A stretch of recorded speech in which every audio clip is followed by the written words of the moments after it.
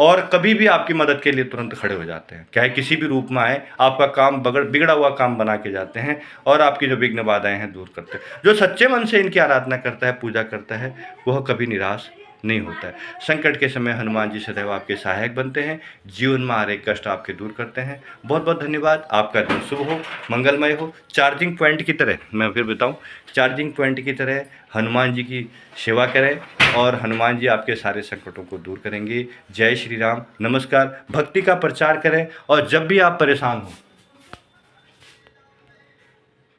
कुछ नहीं लगना आपका, तुरंत कल्याण, तुरंत कल्याण, तुरंत कल्याण, तुरंत कल्याण कर देते हैं। विश्वास है तो करके देखिए भक्ति। चार्जिंग पॉइंट की तरह जुड़ते जाइए, हनुमान जी आपकी मदद तुरंत करेंगे। यहाँ अर्जी लगाने में टाइम लगता है, मगर अर्जी की सुनवाई जल्दी हो जाती है।